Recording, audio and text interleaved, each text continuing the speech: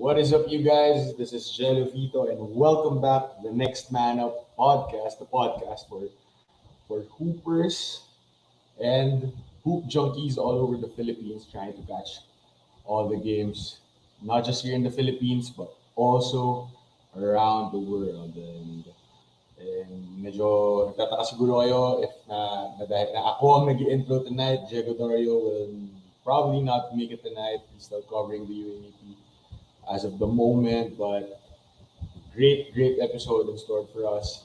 Um, and let's see, a lot of things we're going to be talking about, a lot of things tonight. So, but first, let's check out the Globally Ballin Network on our social media, websites, and on YouTube. Lahat ng episodes natin, lahat ng shows of the Globally Ballin Network is there. So please don't forget to check it out. And on episode 154 of An Eternity of Basketball, they had Tommy Davis as one of their guests. And for Who the Heck Are We, episode 120, Jacob Manipi of the Ascals Developmental Team, midfielder, under 23. And of course, the Next Man Up podcast. You should guys catch all episodes on YouTube and on Spotify. Don't forget to like and subscribe and hit that notification bell for updates and new episodes. And of course, Globally Ballin Network is all episodes and all shows of the Globally Ballin Network is available on YouTube. And don't forget also to subscribe to Globally Ballin. All right, and it's been a crazy week of basketball, whether it be college or whether it be in the pros or internationally. But to talk us more about what's been happening all around the Philippine basketball scene, we have a guest. He's a former teammate of mine in the under 16 national youth team, one of the big men of the Xavier School basketball program, and one of the leaders of the Ateneo Blue Eagles, who part din siya ng championship team, probably had 2 or 3 championships under his belt, and the Gilas mainstay for quite some time under Coach Tab Baldwin, and currently member of the Terra Firma Jeep in the PBA. And let's welcome in my good friend and fellow UAAP analyst, Isaac Go. What's up, Gelo? What's up, Isaac? How are you, man? How's everything? I saw you covered the first game. First two, actually. First two, oo nga pala. Yeah, you covered LaSalle and NU and UST and the UP. I also covered the UST UP this morning. And kamusta? Kamusta yung coverage kanina? You're going back-to-back games? I think we both agree that first game, UST was competitive 2.5 quarters. Yeah. Let's be real. They just haven't, I think, found a way to stretch it all the way to 4 quarters. But they're positive that they've slowly increased, because it used to be patches and all of a sudden they 2-3 minute stretches, and now they've managed to do it for up to 2.5 quarters. So parang nakita mo yung growth, especially kanina. Nick went down, Garing went down, Adama Faye fouled out. And they were still competitive for 2.5 quarters despite all of that. So a lot of positives there. Pero again, the firepower of the Fighting Maroons.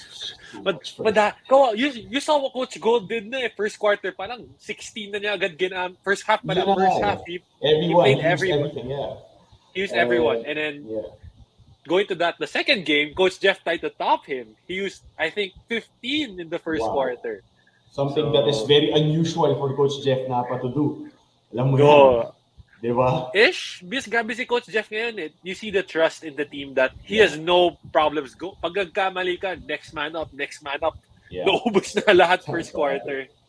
Yeah, but Let's hold it there. Marami pa tayong pag-uusapan about the UAAP. But first, kakamustahin muna kita. How's the recovery? How's the ACL recovery? I saw your video doing that leg press, bro. That's impressive. I'm happy for you. For someone na who've gone through it also. I'm really happy to see your progress, pare. Kamusta yung recovery and nasang part ka na ng rehab mo? It's been good. Oo nga parang grabe nagulat na ako because I remember last week I tried it and I couldn't get it off. So parang we said like maybe in 2 weeks time. Pero parang that day we just decided why not try it. Parang I know it's a big hurdle. I think you went through that and Yeah. parang the ACL recovery parang I have now a newfound respect for people who've gone through it. It's not Yeah. easy. Like I went through soldier rehab and I don't remember it being this difficult. So parang may bagong respect sa mga tao na who've gone through it. It's not easy. And I don't wish anyone to go through it. Yeah, actually, totoo. For someone who had it twice on each knee, di ba? So it's a really tough ordeal talaga to go through. But let's look back and where everything started for you as a player, Isaac. Run us through yung early days mo with Savior. And, we had a lot of battles back in SPP, Pasarel, and let us run through that. Para mag-reminisce lang tayo ng konti. What's interesting is that growing up, it was the people we were being talked about. I remember vividly that the 4 people we were talking about in our class, I think you were 1 year ahead of me, was you, J Habs, G Boy, and Coach Migs. Kayong apat, kumbaga, we're the best of the best. I remember that there was a 3-on-3 league when it wasn't even a thing and nagsama kayong apat. Yeah. And you guys destroyed it. So, we never played each other in SVP, di ako umabot, but we've had a lot of battles. And it was always tough to go up against you. Last ng mga team ninyo parang di pa kami ready noon. And my time in Xavier, I think, was helpful because that's where I had, in a way, no pressure to develop because unlike if you get recruited and go to the school, you're expected to deliver. A lot of it, to deliver immediately. A lot of times you're expected to show out. If you don't, they don't wait for you. And I think that's the advantage I've had in Xavier was that there was pressure for me to grow, but parang I didn't have to worry about them recruiting and getting someone else to fill my role. Yeah. So parang that's what I had. I think that's the benefit of me grew up in Xavier, and of course I played guys with like Jarrell, Jeron, Kyles, and parang there's still enough competition for me to push myself and to be the best player I can be. But at the same time, parang there was no rush into it. Yeah. They allowed me to grow at my own pace, and thankfully I managed to do so. Yeah, I mean, I've seen you, and I've played against you for a lot of times, and yung growth mo as a player has been really tremendous. And your stint with Xavier would probably be something that catapulted you into to a lot of opportunities. And probably one opportunity is that yung stint natin with under 16 with Coach Olsen and sila Tita Ito and Tito Joel and all of that. So what was the experience like? I mean, ang dami natin pwedeng pagkwentuhan about that stint, and diba? So, and what's funny right now is they're playing against each other right now. Exactly. As we're doing this, they Coach Olsen and Coach Nash going on. But I think it's when I joined the youth program where because early on, parang I really didn't have like any sense na I can play basketball, but college wasn't really in the picture and all of that. I was just like going through the motions. But when I got to the youth program, parang that's when I had the confidence na parang maybe this is something I can do. Maybe I can make the high school team and the college team. Parang it just boosted my confidence because I was going up against kayo, the best of the best in our age group every time we went on practice. And we had a lot of battles, a lot of session with Coach Dan Rose. But malala talaga yun dati. And parang, I think that's where it got confidence in me that, hey, maybe I can do this. Maybe I am meant to play basketball. And that's where I think also a time where I truly learned to love the sport. Yeah.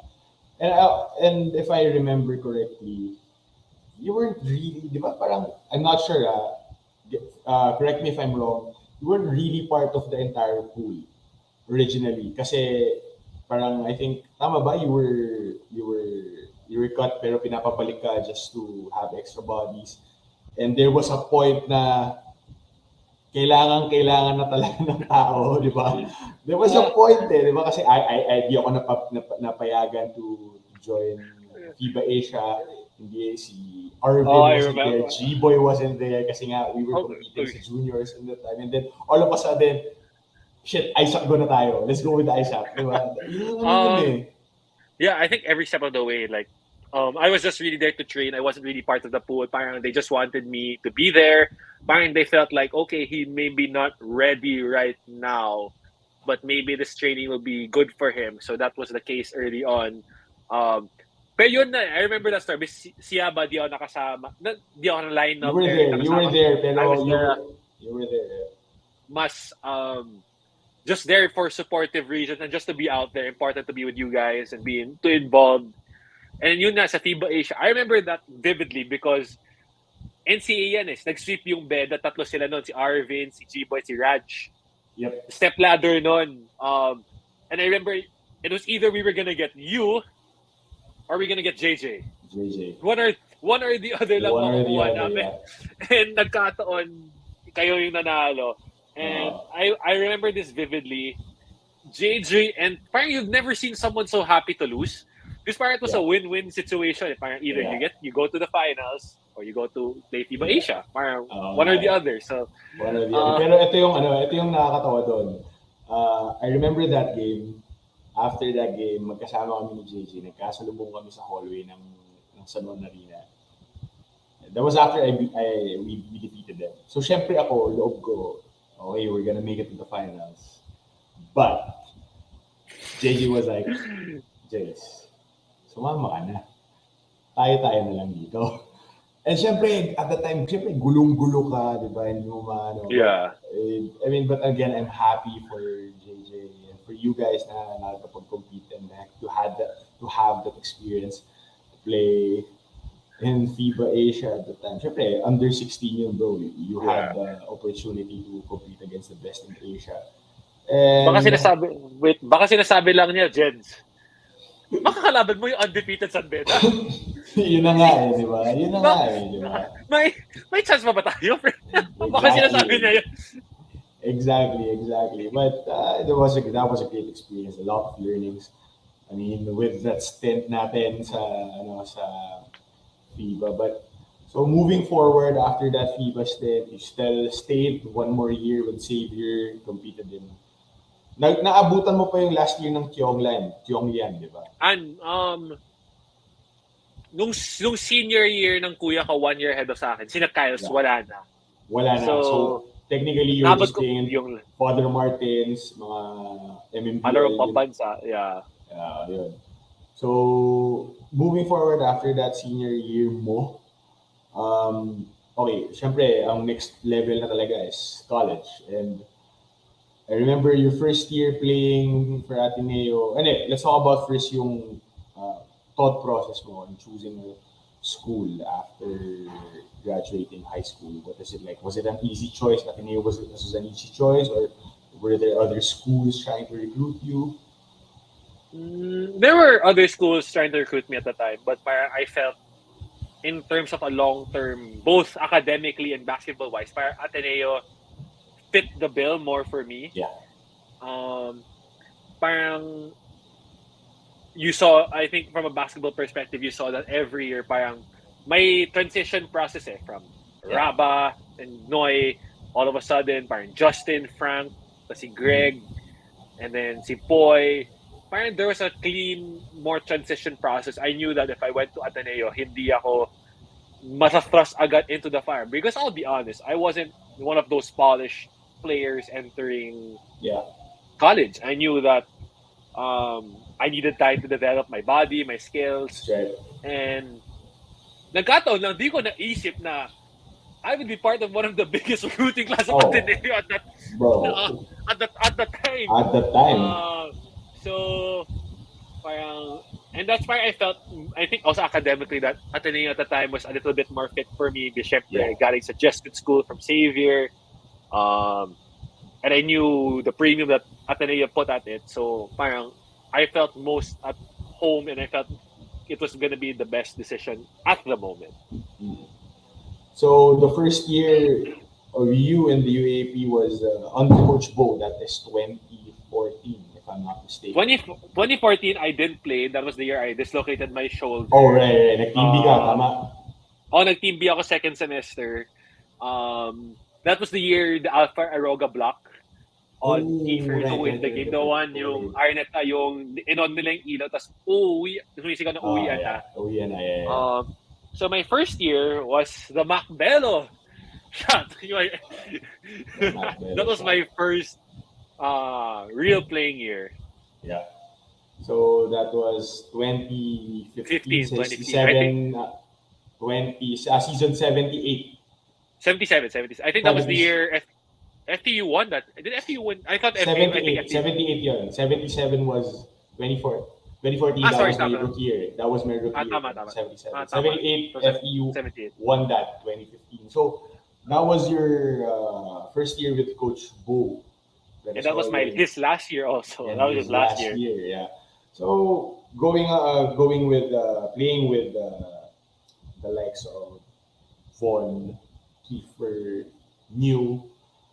So what is it like to be with them and someone, let's say si Kiefer. Kiefer was part of the previous championship run. One was also there. New wasn't part of it, diba? Wala si New. Wala That si was, I New. think, the year. That was the year he After, failed. I think academic issues. Yeah. yeah, he had Um, academic issues. Yeah, but how was it like playing with those three leaders, those three guys who really established Ateneo before they left? I think from a playing perspective, you just saw how they developed. Because I remember we played New a couple of times in the youth program where the only thing he could do back then was go left.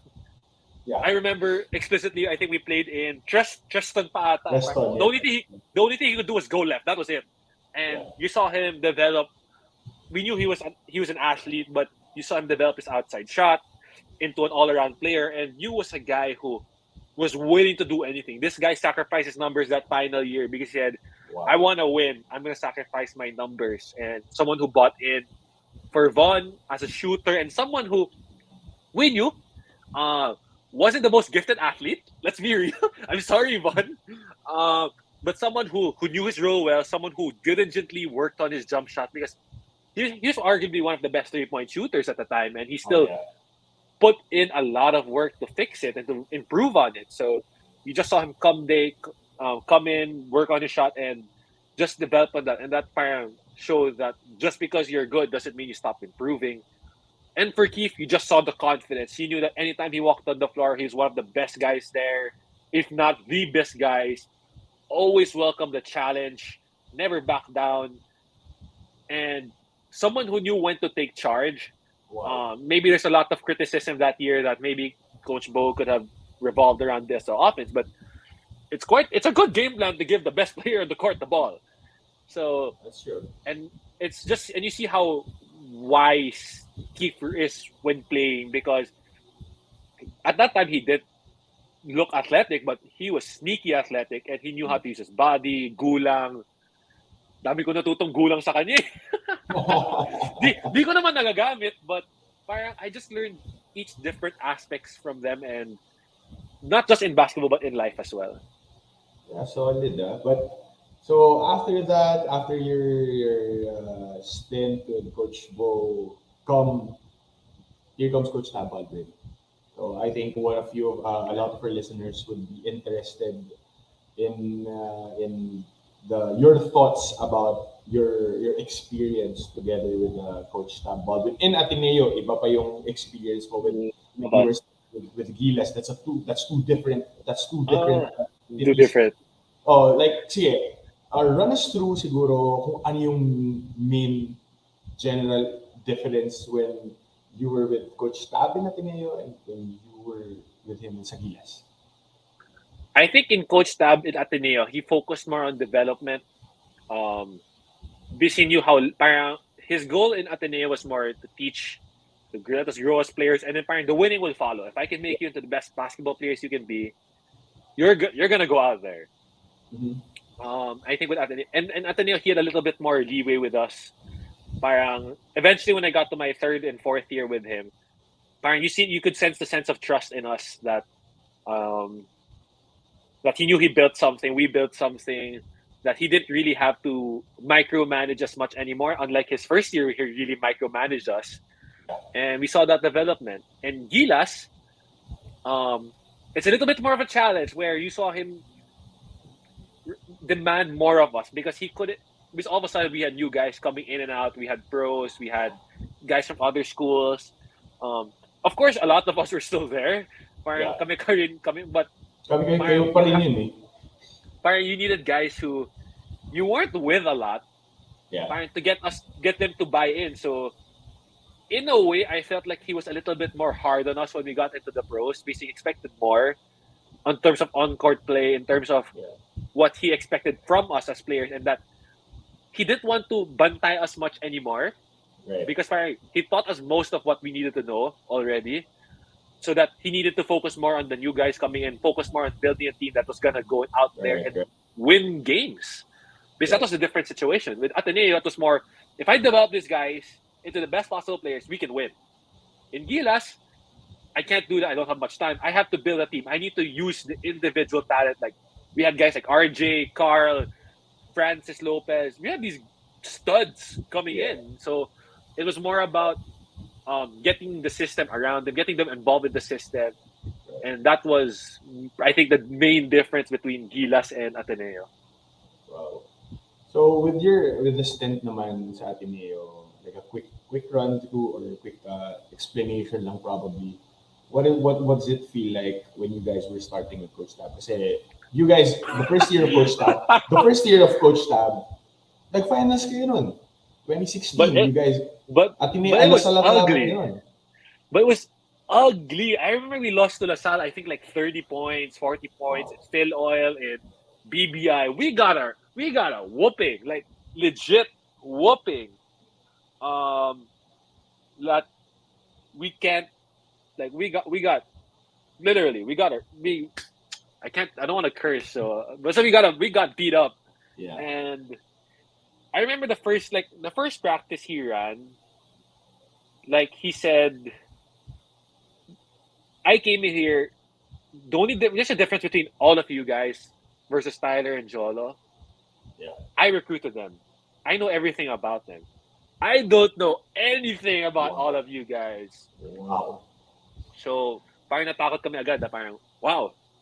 But may point naman, Yeah. parang every time you go to a new coach transition, it's difficult. I'm sure you can Yeah. say that also. Um, but that first year was quite painful. Because parang we were getting to know him, parang medyo strict pa, parang there's a coach-player Barrier. dynamic, very, very strict. And even the coaches were adjusting. So parang sometimes we'd ask the coaches what he wanted. Paminsan, they still felt uncomfortable. They weren't sure, so they would have to ask him. And it's a given. Parang he was trying to adjust back again into coaching college. He hasn't coached college in years. Always professionals. That there's a lot of teaching. That was growing pains talaga. A lot Mhm. of teaching, a lot of parang he had to, I think, box us a little bit more that year. Parang whatever he drew, we had to follow to the dot talaga. Because we didn't know how to read. We didn't know how to use what opportunities was giving us. So that first year was tough. And parang I would say he kind of willed us to the finals that year. Because Wow. every like if you look at any preview of the finals that year, it would always be front court, LaSalle, back court, LaSalle, bench, LaSalle. Coach, they gave the edge to Coach Tab, but just by a Lasal. bit.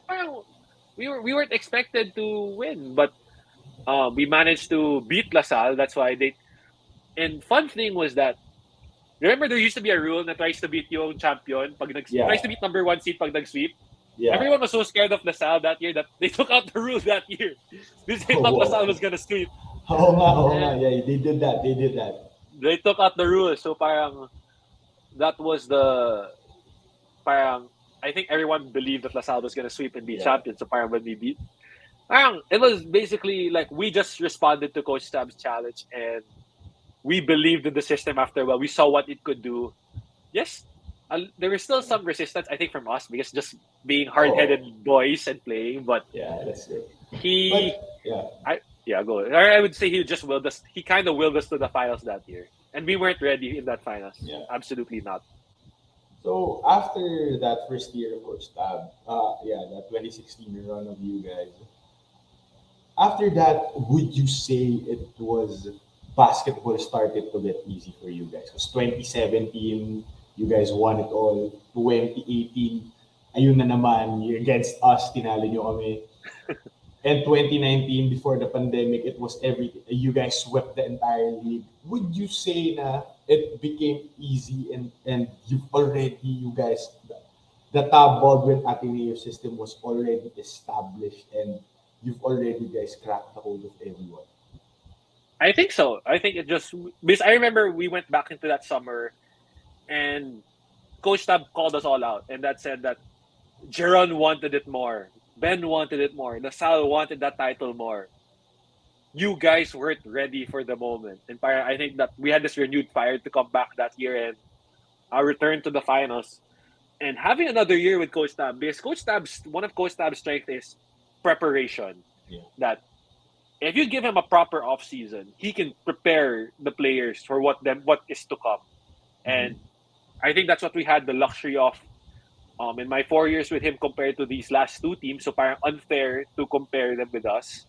Yeah. Um, but then we started to just get things. We started to learn. We started to find those little nuances of basketball that the little details parang, that we didn't pay attention to before. Parang Mm-hmm. he brought them into light, and we just started to get it. That he didn't have to start parang back before. He had to keep reminding us. So parang like we teach something, we'd forget it. We have to go back and forth. Yeah. Parang we weren't getting. Parang the games were very minute. I think that second year, all of a sudden, we started getting it. So parang he could still teach more, teach more. We were starting to read.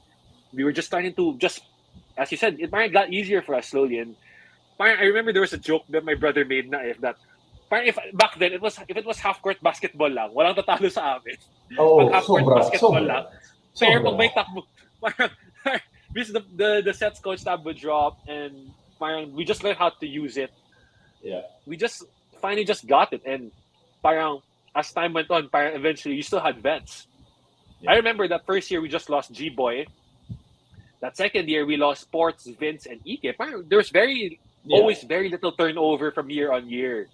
So kaya that's why parang people look at the sweep. Parang it was basically 3-4 years in the making. Parang, it was the same core.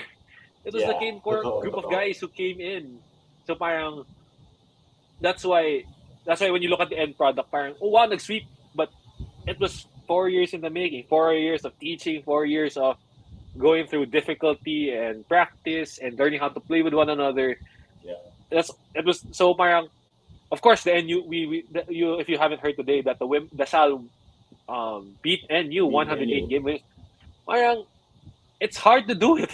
So Yeah. Totoo. it's just we just figured things out. And parang syempre, the more experience, the more you get it, and it helps that Ben left after his Yeah. Totoo. second Third year year. kind Yeah. of help. Ang laking Um, bagay. Ang laking laking bagay ba, talaga. Ang medyo laking malaking bagay. ba. But yeah, it just got easier. Yeah, and I remember vividly na kasi during my final year in 2018, after that uh, after that year, dito mo na makikita na how effective and how influential Ateneo was at that time.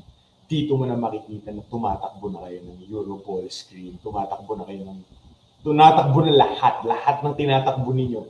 Basically, tinatakbo na ng every single team na makikita mo. Whether it's Yung high school, grade school, college, semi-pros, pros. And the level of influence na nadala ng team ninyo was so much. You guys were a lot of, ako, after that final year, lahat ng teams na nilaruan ko were running what you guys were running. motion, yung backdoor handoff lang.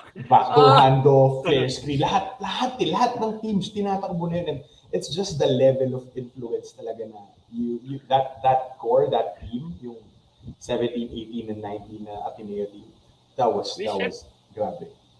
Syempre naman, when you see something works, parang you think you can copy it. Yeah. But I think what people fail to see is the level of detail because, for example, like the motion offense, the backdoor handoff, it's very repetitive. It's Mm-hmm. something that can go side to side, to side to side, and you don't get anything done because it's exactly the same action. It's the reads, it's the timing, the spacing. Parang it's not like it looks easy, but it's not. There are a lot of nuances that Yeah. when we go into video, parang even if we're like 1, 2 feet off from where we're supposed to be, parang pinupunan ni Coach Tab because he'll Wow. say that's the reason why it's not working. You're Wow. slow. You're not in the right spot. Why are you doing this? You're not reading the defender. Parang it that motion offense grants a lot of freedom to the players to do what they want. To read. It's just that if you don't get these things right, it's very very easy to guard. So parang um, that's I think what people are. Oh, we're gonna copy it. It works. No, it's not gonna work because there's a lot of things. Yeah, there's a lot of things that go into it. It may look easy, but it's not. Yeah.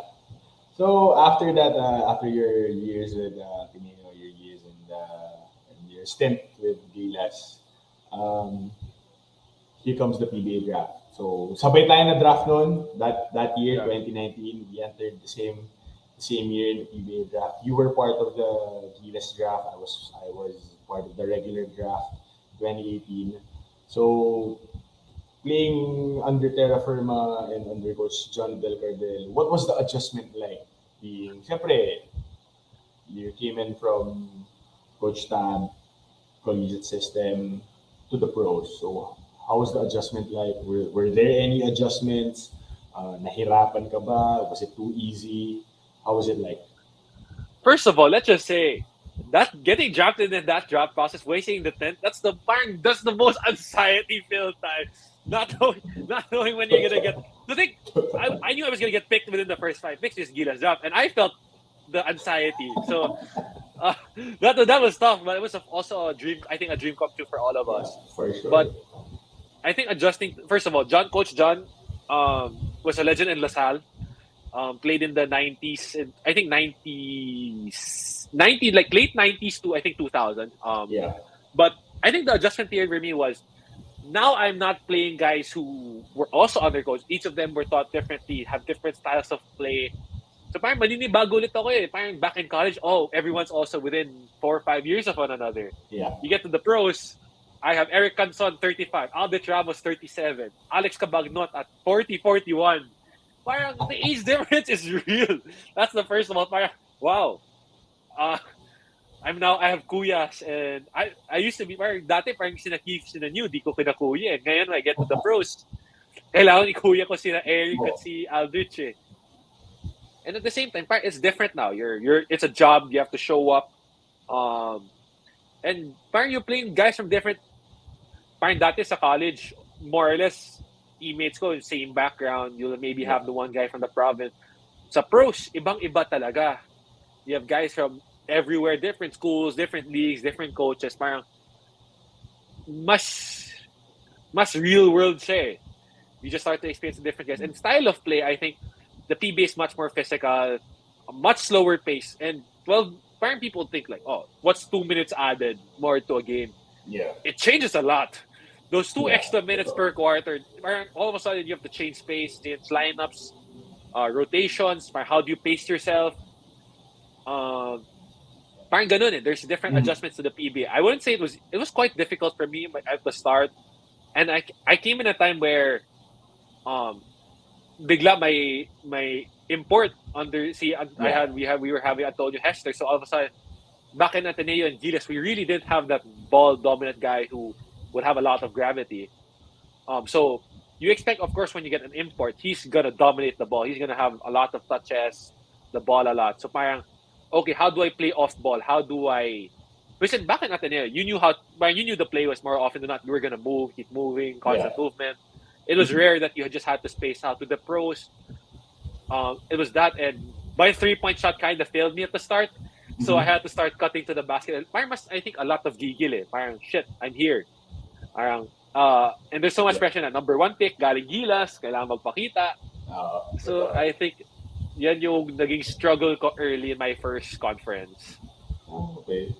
So moving forward after that stint sa Coach Gay sa Terra Firma, Then you went down with an injury. Let's just dive into it. I know you're doing well right now. Now let's move forward into a different path, a different career. Yung parehong ginagawa natin ngayon is to be a UAAP analyst, a commentator analyst, and you've also done other games. You've done the World Cup, if I'm not mistaken, World Cup qualifiers, and all of that. But like quickly lang, paano nangyari yun? Paano nangyari yun? Uh, I think for the longest time, I was doing like guesting in the game, mga show. Like I think back in ABS, very active ako. And I always hinted at the idea. I always just threw it out there. What if I become a commentator now? Sino Tita Vico, I think mostly Tita Vico. I just threw it out there for no reason whatsoever. I just throw it out there. And I'm thankful for them for giving me the opportunity to go back to college to still be around the game. And everything spewed from there.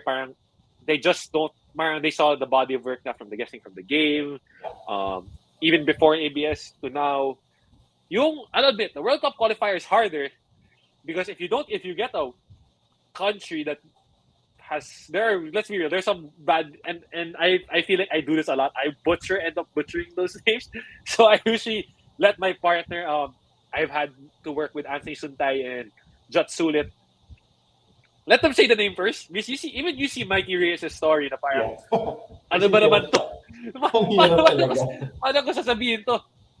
But it still lets me be part of the game. And I'm grateful for that, especially now that because when you get injured, of course, it's really far away. Parang, I do admit when I do cover college games, I miss the atmosphere. I miss being out there. For sure. One of the best years of my life.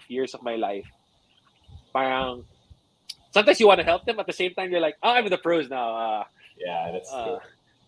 So, you reach the point na, alam mo yung panahon namin, yung gumaganon ka na eh, kasi alam mo, gumaganon ka na eh. You end up comparing, whether for good or bad, you just end up reminiscing, looking back. That's why parang when you look at the college team now, parang in a way you want to help them, at the same time, like, they have to figure, parang, I still know a lot of these guys, and part of me still wants to be involved with Ateneo and the team, but at the same time, parang it's their team eh. Parang ayaw mo naman makiki-epal ka, makiki-saw-saw ka na sa business na hindi sa'yo, because your time is done. You had your chance. Maybe, of course, showing support going back, but to actually like get involved on a day-to-day basis, maybe that's a little too much. They need to grow. And I think that they've slowly tried to figure it out. They pulled out a overtime victory versus UE, and that wasn't easy. So this is some growing that they have to do. That they can ask like kami mga kuyas for help, but I think they have to, as the coach Tab likes to say, you have to figure it out on your own. We'll be here to guide you, but it's on you. It's on you. You know, Isaac, since we're talking about the UAAP right now, simulan na natin yung talking about the UAAP. Let's just run through about some UAAP news. So, pag-usapan muna natin yung current standings. So, currently, wait lang. Let's double check right now if the game is actually done, because it's 9:15. Because this game will have a lot, especially since ang laki ng implication. Ang laki ng implication. That LaSalle beat NU eh. Yeah. So it's with 17.5 left, FEU is up 6. So in that case, so you have UP number 1, Ateneo number 2, NU number 3. I think LaSalle is 6-6. 6-6 LaSalle and 4. will be solo number 4 just because Adamson lost right now. So magiging tied sila with UST. With FEU. Because I think from what our master statistician Ompongski tweeted, that U is officially out of the race. I think they're 4-9. Yep. So grabe, I think it's gonna come up to the last game. LaSalle, FEU, Adamson, but LaSalle right now, I think picking at the right time, picking up. And LaSalle has an easy schedule because they have both UE and UST left. Yeah. So very light schedule, and I think it was crucial.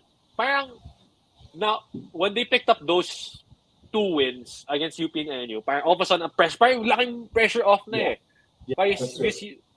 Because unlike these other teams have to go against up one another to fight for a Finals 4, you beat 2 of the better teams, parang mas relax ka na eh. So I think it will still depend if Ateneo beats UP on Saturday. If that's the case, because that could I'm not sure if it would, but it might make Ateneo number 1. It might. And let's face it might. I'm not sure about the quotient. And then Ateneo will still have to win, of course, its final game. And it's crazy. This is why we've been talking about this whole year. The crazy na parang we didn't. It would change every game day. You know what's funny? Like, alam kong magiging crazy in UAP because when FEU started the season, they started 0-5. They won 2 straight. All of a sudden, they're already in the race for the Final Four. You know, the season's crazy. Pag ganun na yung mga scenario na nangyayari na when you started it bad, you still have a chance to make it into the Final Four. Yeah, and even LaSalle, like there was a lot of questions like, oh, is LaSalle going to make the Final Four? And they're holding the number 4 seed. Parang NU was the talk of the town that they were going to be number 2. But after losing, parang everyone said, oh, NU might be number 4, and now they're number 2. Yeah. Tapos after losing to LaSalle today, baka number 3. Parang it's changing. It's only really, I think the only really team that planted themselves was UP at number 1. They just planted themselves there.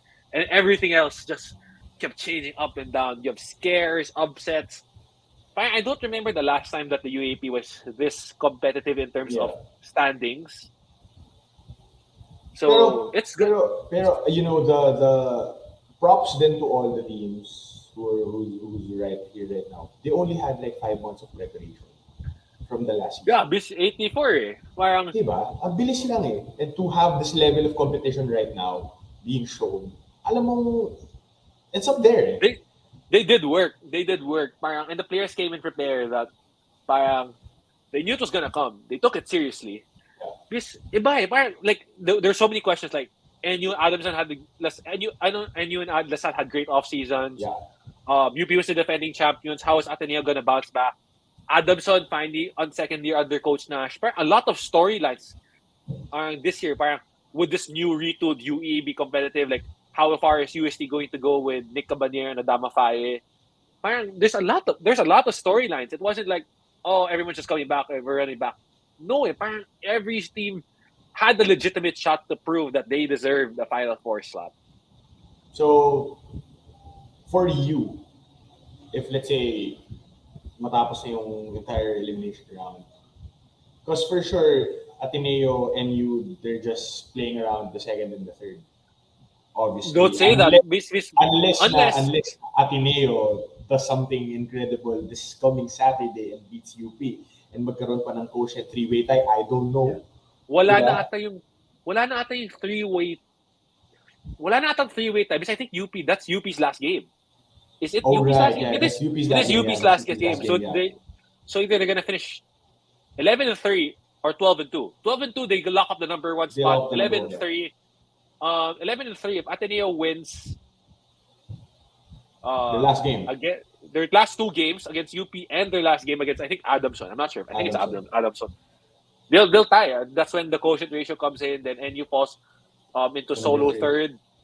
And if that was the case, if Ateneo beats Adamson, it might be LaSalle because LaSalle will have the 2 easier quote unquote easier games. But if they don't take them seriously, UE and UST will snatch it from them. So they still have to do some business there. Parang to the very end, hindi parang dati more or less. Yeah. Parang dati more or less, you were medyo sure na eh. Yeah. I remember last season, kasi I remember covering the last few games of the elimination round for UP. Dito na yung parang lumalabas yung load management eh. I think they played against UST. UST was already out of contention at that time.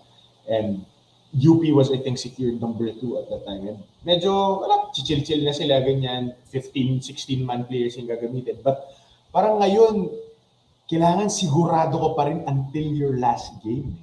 Diba? And the level talaga of competition right now, ang hirap for teams. And I think last year, because talaga the schedule was, let's be real, the schedule was quite brutal last year. Yeah. You're playing 3 times a week. almost every other day. But for this year, I think agree because even in the game, Coach Go was not happy early on. Like inubos niya 16-man rotation first half. He wasn't happy with Yeah. how some of these guys were rattled, how they were having so many mistakes. Um, but that's why by third quarter, he stuck with his usual rotation para pokpok and parang the players got the message na okay, we have to put UST away. So happened they got lucky. Adama Faye foul trouble, Mm. and Nick Cabanero kind of went down an ankle injury. I messaged him; he seems to be fine. Um, and also with Garing, so that's when Coach Gold could take off the foot of the pedal. But Yeah. um, you can't take anyone for lightly because look at you. Who did UP lose to this year? They lost to NU and And you, LaSalle, Masal. and then you have NU who lost to FEU, LaSalle, UP and Ateneo, I think. Parang iba eh. Parang may mga upset games din yun. And LaSalle also lost to some earlier teams. Back then, parang wala eh. So, Yeah. all business talaga. Everyone came in. Everyone's here ready to play. You have to deal. Parang you cannot.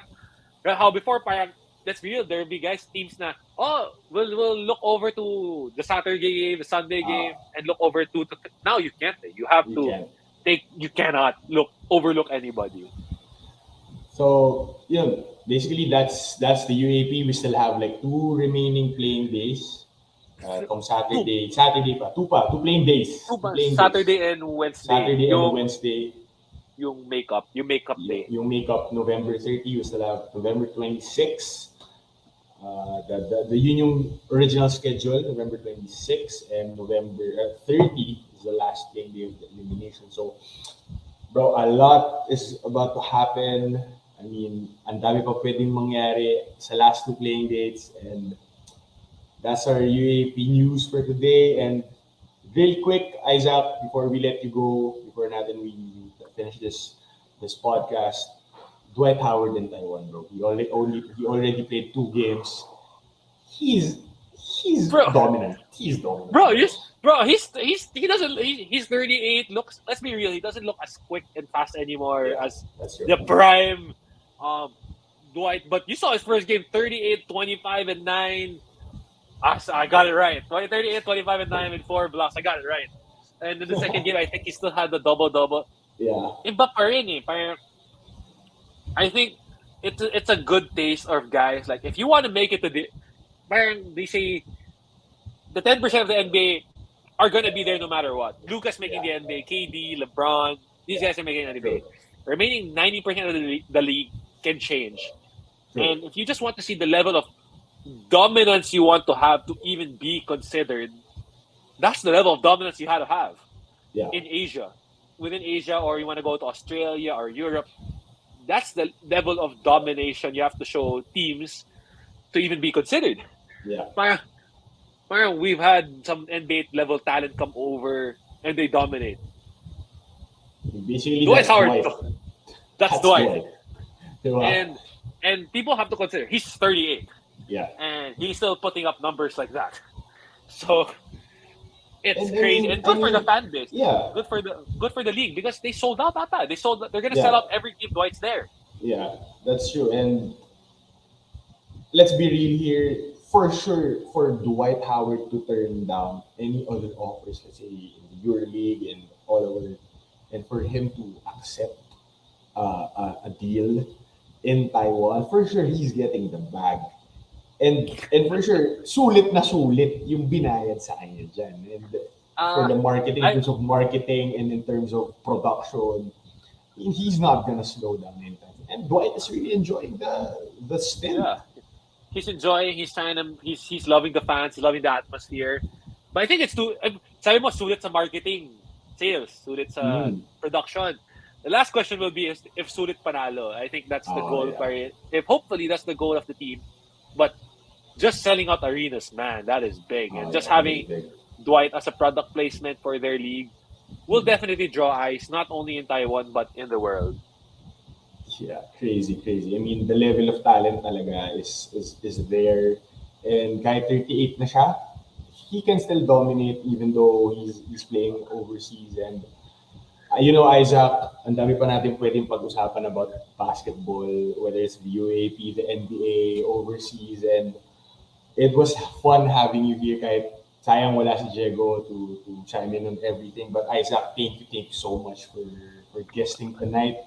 And bro, we look forward to guesting you again if we want an extra body or some extra thoughts. Bro, thank you so much for guesting tonight. Thank you for having me and hope to see you in the games. Para Oh mag-cover, yeah. Bro. mag-coverage na tayo. Alright. Yeah, again, thank you so much, Isaac, and we'll see you soon, brother. Thank you. See you soon too. Ingat.